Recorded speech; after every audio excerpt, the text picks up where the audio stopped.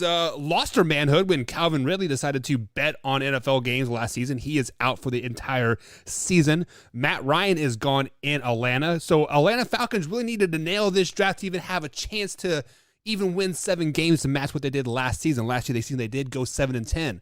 So Wyatt, how did they do in this year's draft?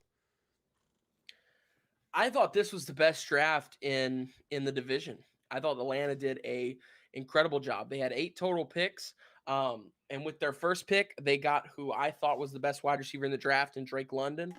He's like 6'5" and 220 pounds and runs a sub 4.5 4.40. He's just a freak. He's a go get it guy. He just throw it up in the air. I mean, just think about it. A lot of people for some reason weren't really latching onto him like they should have.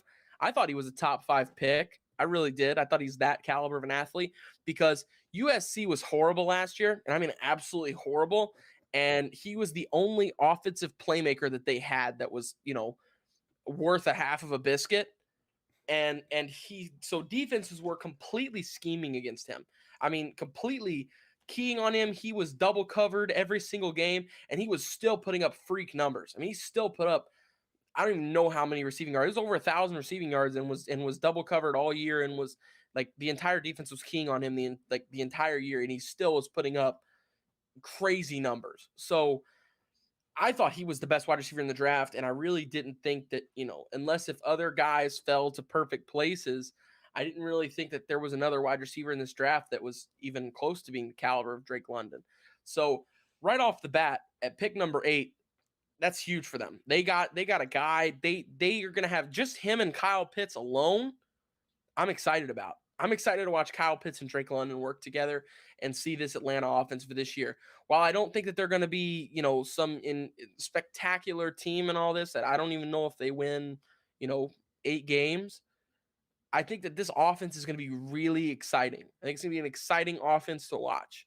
And they're going to give good teams a really hard time a lot.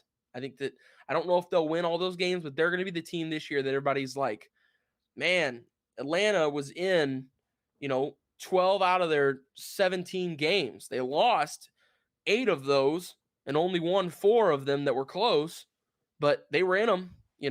This is what this team's going to look like for this year coming up. And I think their draft said that as well. And in the second round, I cannot say his name.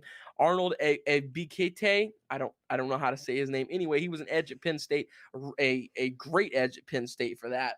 And I think he's going to make a huge impact for them on the defensive side of the ball, as well as Troy Anderson, linebacker out of Montana State. So another big impact guy. Now we look at the third round, and this is where it got really exciting for me. Desmond Ridder, I thought, was a second-round guy, possibly late first-round guy, and they snagged him in the third round. And he was the second quarterback off the board, too. He went before Malik Willis did. So that right there kind of surprised me a little bit, but I will say I think that Desmond Ridder fits their system better than Malik Willis does. I think that I will say, while I thought Malik Willis was a better quarterback than all the quarterbacks in this draft, I still think Desmond Ridder is going to fit with Atlanta better than Malik or Kenny Pickett would have, or Matt Corral, whoever they could have taken.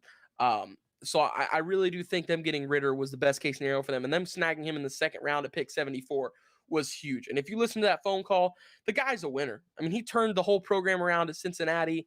Go look at the tape. Go look at the stats. He simply is a baller. He's a great football player who is going to have, I think, a good NFL career. It depends on, obviously, how everything works out there.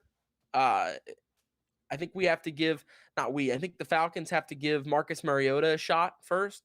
But if Mariota fumbles the bag and he can't run the team, a team with a lot of options and some decent protection now, if he can't do anything with that, then it'll be Ridder's turn. And I think Ridder does take it and run with it. I think Ridder's a great quarterback.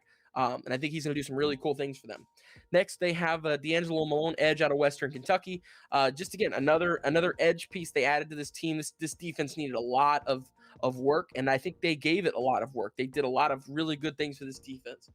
In round 5, they got Tyler Allgeier, running back. This is just because in the last couple of years they've been really fidgety with the running back position. They haven't been able to kind of hold down a guy and figure it out. So once again, just another guy they're throwing into the mix, trying to give some touches. we'll probably see him this year a little bit run the ball. I would be pretty surprised if we didn't see him at all this year. But now I don't know if he's a RB1 or anything like that, but I do think he'll get some reps this year, and I think he could possibly become an RB1 down the road.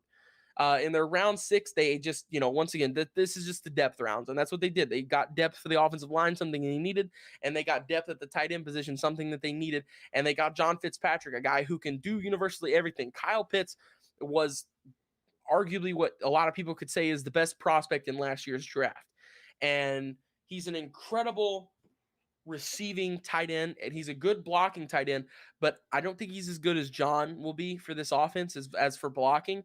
So once again, I'm excited to see how John fits in this offense. I think that he can add some new assets to the running side. You can throw him on the edge there, and he could block for you as well. So overall, I think that the Falcons really just did a great job. I thought that they were a top 5 draft in the league, not just number 1 in this division. I thought they were top 5 in the league for drafts.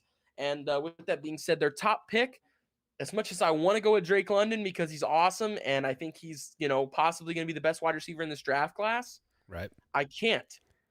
It was going to be him until their 3rd round pick of Desmond Ridder. When they snagged Ridder in the 3rd round, that was pretty huge because that is a possible 1st round guy.